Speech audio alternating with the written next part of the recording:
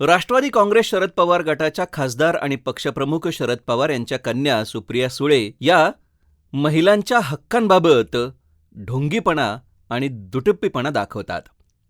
महिला सक्षमीकरणासाठी तथाकथित भूमिकेचं समर्थन करूनही रॅली आणि सार्वजनिक कार्यक्रमांमधील त्यांची भाषणे वारंवार पक्षाच्या हितसंबंधांना प्राधान्य देतात किंवा विशिष्ट समुदायांसाठी फायदा करून देत असल्याचं दिसून येतं. महिलांच्या प्रश्नांना खऱ्या अर्थाने अग्रभागी आणण्यापेक्षा राष्ट्रवादीचे नेते राजकीय फायद्यांना कसे प्राधान्य देतात हे यावरून अधोरेखित होते. पण हे नेमकं कसं घडवून आणलं जातं ते जाणून घेऊयात. या मुद्द्याचा विश्लेषणात्मक दृष्टिकोन लक्षात घेऊयात. सुप्रिया सुळे यांनी आपण स्वतः नेहमीच महिला हक्क आणि सक्षमीकरणासाठी अग्रभागी असल्याचं सांगतात. मात्र त्यांची कृती आणि निवडक घटनांमधील त्यांची भूमिका स्त्रियांच्या प्रश्नांवर विसंगत असल्याचं दिसून येतं. विशेषतः राजकीय फायद्यासाठी किंवा विशिष्ट समुदायाच्या तुष्टीकरणासाठी त्यांची दांभिकता स्पष्टपणे दिसून येते.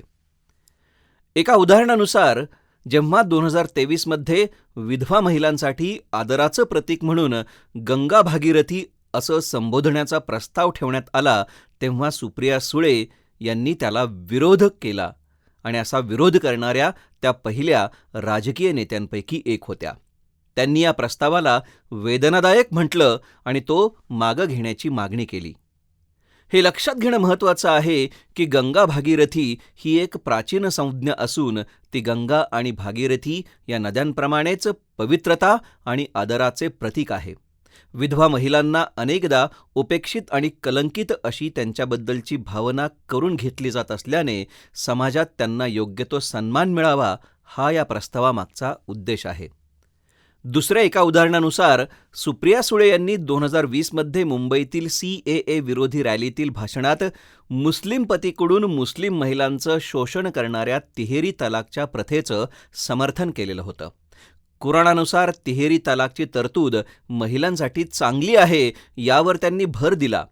आपल्यासाठी काय चांगलं आहे हे महिलांनी ठरवावं आणि सामुदायिक परंपरांमध्ये सरकारी हस्तक्षेपावर टीका त्यांनी केली. पुढे त्यांनी आणखी एक गोष्ट अधोरेखित केली की स्त्रिया आपल्या पतींना कौटुंबिक किंवा घरगुती हिंसा किंवा इतर समस्यांच्या मुद्द्यांवरून तुरुंगात पाठवणार नाहीत आणि जर त्यांनी तसं केलं तर समाज त्यांनाच दोषी ठरवेल. मात्र राष्ट्रवादी सपा नेत्यांची विधाने दुटप्पीपणा दाखवतात. अहिल्याबाई होळकर यांच्या सन्मानार्थ अहमदनगरचं नाव बदलून अहिल्यानगर करण्याबाबतचे त्यांचे विरोध आपणाला दिसून येतात.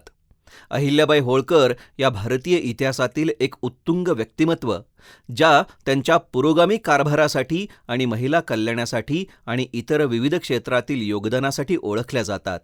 त्यांनी स्त्रियांच्या उद्धाराला आणि विकासाला आपला पाठिंबा का दिला? सशक्तीकरण आणि नेतृत्वाला मूर्तरूप देणाऱ्या ऐतिहासिक स्त्रीला उत्सव मूर्ती का नाही केलं जाऊ शकत? महिलांच्या सक्षमीकरणासाठी मुख्यमंत्री माझी लाडकी बहीण योजनेतून 1500 रुपये दिले जातात. या योजनेवर देखील सुप्रिया सुळे यांनी टीका केली आहे. पुढे त्यांनी अफवा पसरवली की महायुती सरकार महिला लाभार्थ्यांचे पैसे परत घेणार आहे. याशिवाय महिलांच्या कल्याणासाठी असलेले पैसे पुरुषांच्या खात्यात जमा करण्यात आल्याचा दावा करून त्यांनी जनतेची दिशाभूल केली आणि या निधीचा सरकारने गैरवापर केल्याचा आरोप केला. महिलांच्या फायद्यासाठी आखलेल्या योजनेचे सुळे यांना समर्थन करता येत नसेल तर त्यांनी किमान त्याबाबत खोटेपणा पसरवण्यापासून दूर राहावे. हे मौन प्रश्न निर्माण करते की सुप्रियाताईंची भूमिका स्त्रियांच्या हक्कांबद्दल असलेल्या खऱ्या चिंतेमध्ये आहे किंवा ती राजकीय फायद्यासाठी आहे का, असा प्रश्न उपस्थित राहतो. असाही एक प्रश्न निर्माण होतो की काही विशिष्ट कथा किंवा त्यांच्या राजकीय फायद्यासाठी त्या ज्या समुदायांशी जुळवून घेऊ इच्छित आहेत त्यांच्यासाठी तयार केलेली आहे. शिवाय महिला सक्षमीकरणासाठी त्यांच्या तथाकथित सक्रियता, महिलांच्या हक्कांसाठी विशिष्ट समुदायाला आकर्षित करणे किंवा सोयीस्कर असेल तेव्हा लोकांसाठी काम केले आहे असे दर्शवून कामाचे अनुसरण करण्यापुरती मर्यादित आहे. त्यामुळे सुप्रियाताईंचे निवडक मौन हे दांभिकतेचा ठसा आहे.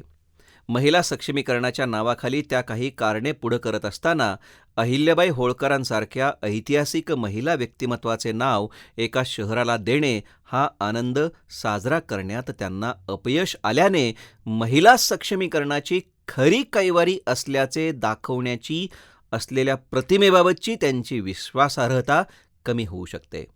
या निवडकतेमुळे महिलांच्या प्रश्नांसाठी सातत्याने आवाज उठवण्याच्या त्यांच्या क्षमतेवर शंका येते आणि त्यांचा दांभिकपणा दिसून येतो.